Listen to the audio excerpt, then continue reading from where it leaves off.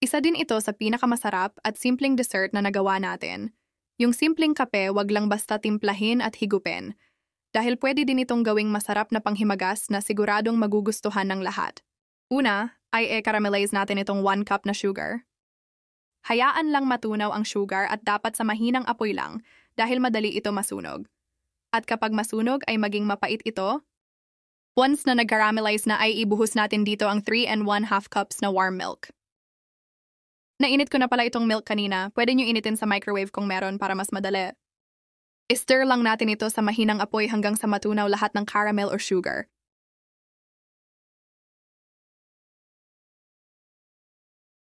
Ilipat natin ito sa isang bowl at hayaan lang itong lumamig.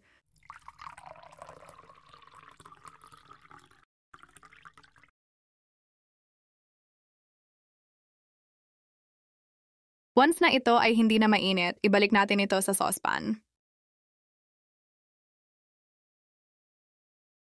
At maglagay tayo dito ng 1 sachet na unflavored jelly powder.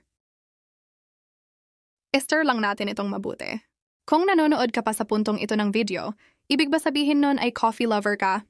Tell me in the comments. Pagkatapos ay lagyan na natin ito ng 2 teaspoon na Nescafe plain, hindi yung 3-in-1. Pwede nyo damihan ang paglagay ng kape. Ito lang ang kaya natin ilagay dahil titikim tayo nito mamaya at baka magpalpitate pa pagkatapos. Tapos lagyan din natin ito ng 1 tablespoon na cornstarch na tinunaw ko na sa 2 tablespoon na water.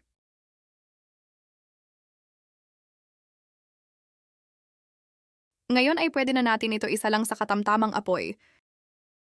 Hayaan lang natin ito kumulo while stirring continuously para hindi mamumuo yung cornstarch sa ilalim.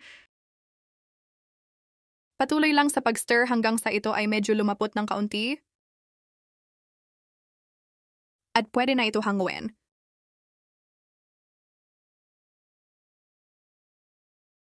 Ilagay na agad ito sa mga plastic cups.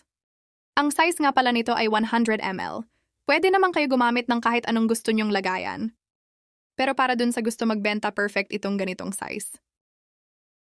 Hayaan lang natin itong mag-set at i-chill ito bago i-serve. Nag-sprinkle na nga lang pala tayo dito ng palm sugar, pwede din muscovado. Pero optional lang naman ito. Pwede nang hindi. Parang decoration na lang din. O diba ang sarap at nakakatakam tingnan? Perfect ito pang himagas, lalo na dun sa mga coffee lovers pero bawal naman magkape. Pwede nyo na lang ganituhin, mas masarap pa. Pwede din itong pagkakitaan kasi madali lang gawin at simple lang ang mga ingredients. Kaya subukan nyo na. Thank you for watching. Hanggang sa susunod. Bye!